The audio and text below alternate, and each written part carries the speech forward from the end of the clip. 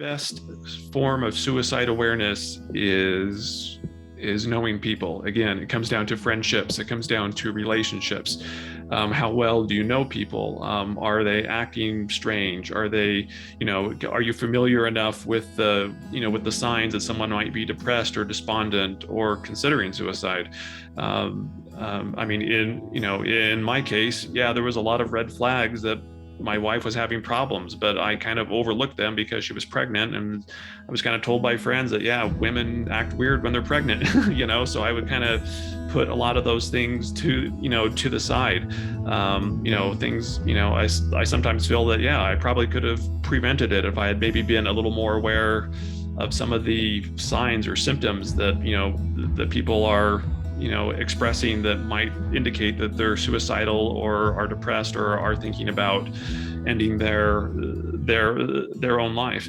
I think the best thing too we can do is honestly to get off the computer. I see a lot of things online sometimes on social media where it's like, hey, if you're feeling sad, here's the suicide hotline. And not that those things aren't helpful, but I think it makes people feel good to post them. But, I would honestly question is that more, what's more effective, posting something online, or is it, how much time have you spent with your kids recently? How much time have you spent with other family members or friends? Are you aware of red flags that they might be going through? Has someone experienced some kind of loss, or have they recently lost a job, or has something happened in their lives that might, trigger something? Are they just going through a hard time in general? I think, again, the best kind of awareness is knowing the signs and knowing those people in your life, in your direct circle of influence, and being able to reach out and see the signs and spot them, and getting help to those people as is needed. Again, my biggest regret is overlooking some of the obvious red flags that were there. And I think if I had noticed those, my life would be very different than it is right now. Yeah, I almost wish there was little things on social media that said, hey, here's some signs that somebody may be struggling. You know what I mean? Instead of just posting, if you're feeling sad, call this number, because, I'll be honest with you, my wife never would have called that number. She wouldn't have, just because of the state of mind she was in.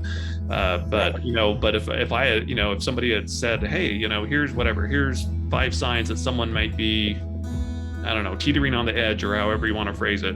If someone, if I was aware of that, it probably would have raised some red flags and said, maybe we need to get you some help, or, I would have been a little more proactive about this situation. It comes back to, how well do you know somebody? And, we can't be with everyone all of the time, and it's easy to lose touch with people. But at the same time, it's, who can we be in touch with, and who can we, just kind of be aware of odd changes in behavior or things like that, so that, if something does come up, we're maybe a little more, alert to say, is something going on here? Or maybe even running it off, talking to another friend or a family member saying, hey, so-and-so is acting kind of odd. Is it just me that's noticing this? Or, have you noticed this too? And if you're concerned, what is it that we can do to help this person? Do we need to talk to them? Do we need to, is there something more urgent that's needed? Big challenge is that it's easy just to get online and look at how everybody's doing online. And well, what people are for the most part posting online is their perfect life, right? No one's going to post. I mean, it happens, but most people don't post, hey, I'm really, I'm feeling really awful today and really dark. I'm in a dark place. Most people won't do that. They'll just, they'll just go off to somewhere else, and they're not going to post that online. They're going to post the glamour pics or the fun pictures, or write the fun things. They're not going to really say, I'm really struggling. That's not common that people do that. And I think it makes us, we feel connected to these people sometimes, scrolling through social media, but a lot of times we're really not that connected to them. We're just seeing a portion of their life. And I think if we were to actually sit down and talk to them and spend an hour with them, would we get a different picture of how they're really doing compared to what we see online?